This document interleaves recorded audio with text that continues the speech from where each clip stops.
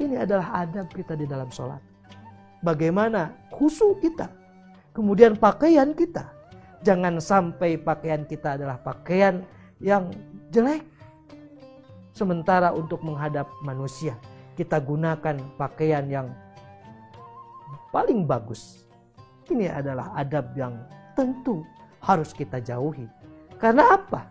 Karena pada hakikatnya hidup kita itu adalah untuk beribadah kepada Allah. Kata Allah mengatakan, wa ma khalaqtul jinna wal insa illa liya'budun, bahwa tidak semata-mata kami ciptakan jin dan manusia hanya untuk beribadah kepadaku. Salah satu ibadah yang paling utama itu adalah sholat. Kenapa? Karena ketika sholat kita baik, maka amal perbuatan yang lain akan punya garansi amal perbuatan yang lain itu adalah baik. Tapi kenapa di antara kita mungkin banyak yang sholat berjalan tapi maksiatnya jalan? Kalau kata istilah anak muda itu STMJ, sholat terus maksiat jalan. Ini yang harus disalahkan bukan sholatnya, tapi bagaimana orang tersebut melaksanakan sholat. Jangan-jangan dia hanya melaksanakan sholat saja, bukan qiyamus sholat, bukan menegakkan sholat. Karena apa?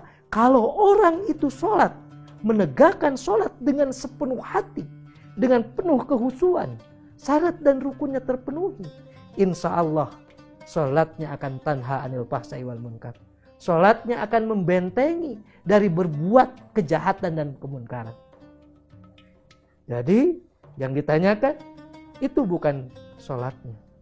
Bagaimana ada orang yang sholat tapi setelahnya melakukan pencurian? Itu adalah perbuatan yang tentu salah. Jangan disalahkan sholatnya, tetapi orangnya, karena orangnya tidak menghadirkan kekhusyuan di dalam sholat. Yang sholatnya mungkin tadi sahun, yang tadi ketika orang itu sholat lantas dia lalai di dalam sholatnya, bukan ganjaran yang akan didapat olehnya, tapi siksa Allah yang akan didapatkan olehnya. Maka jamaah rahimakumullah, marilah kita sama-sama memperbaiki sholat kita, memperbaiki ibadah kita di hadapan Allah. Karena pada hakikatnya hidup kita adalah untuk menyembah Allah, dan salah satu amal perbuatan yang paling baik di hadapan Allah itu adalah sholat. Ingat, tetapi bukan hanya sholat 5 waktu. Kita hendaklah menambahkan dengan sholat-sholat nawafil, sholat-sholat sunnah. Maka kata Allah subhanahu wa ta'ala, Aqimi sholata liduluki samsi ila ghasaqil laili wa qur'anal fajr. Inna qur'anal fajri kana masyhuda wa minal laili fatahajjad bihi nafilatan lak. Setelah kita salat dari mulai subuh, isya, ketemu subuh lagi, jangan lupa malamnya, kata Allah Subhanahu wa taala, salat tahajud sebagai tambahannya. Bahkan tidak hanya itu, ketika kita masuk masjid, apa yang harus kita lakukan? Kata Rasulullah Shallallahu Alaihi Wasallam, janganlah engkau duduk ketika masuk masjid sebelum engkau sholat 2 rakaat. Sholat apa? Sholat tahiyatul masjid. Ketika selesai wudhu, apa yang dilakukan? Sholatlah 2 rakaat, kata Rasulullah Shallallahu Alaihi Wasallam. Ini adalah pedoman bagi kita. Karena apa? Karena ternyata posisi yang paling dekat kita dengan Tuhan kita itu adalah ketika kita sholat. Maka marilah kita sama-sama menjadikan sholat itu sebagai habit kita, sebagai perbuatan yang selalu kita perbaiki di dalam kehidupan kita sehari-hari. Yang mudah-mudahan apa? Mudah-mudahan kita punya garansi untuk menjadi ahli surganya Allah karena sholat kita.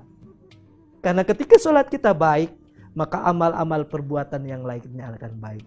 Mudah-mudahan sholat kita akan menjadi benteng kita untuk tidak melakukan perbuatan-perbuatan jahat. Karena kata Allah Subhanahu wa taala, inna sholata tanha anil fahsai wal munkar.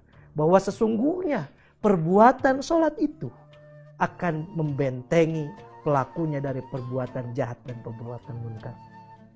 Kalau Al-Fakir bisa mengambil simpulan dari ini, mungkin karena apa? Karena setidaknya ketika kita sholat, kita tidak akan pernah membicarakan orang. Itu. Maka ketika kita banyak sholat, menegakkan sholat, maka waktu kita untuk membicarakan orang itu, menjelek-jelekan orang itu akan terbatasi oleh ibadah kita kepada Allah. Mudah-mudahan kita menjadi ahli sholat sehingga nanti kita punya garansi untuk masuk surganya Allah karena sholat kita. Mungkin itu yang bisa disampaikan. Mohon maaf atas segala kekurangan. Mudah-mudahan apa yang disampaikan itu bermanfaat. Wabil khusus untuk Al-Fakir yang menyampaikan dan umumnya untuk jamaah sekalian. Mudah-mudahan kita termasuk ahli sholat yang kelak akan menjadi ahli surganya Allah karena sholat kita. Saya tutup dengan pantun.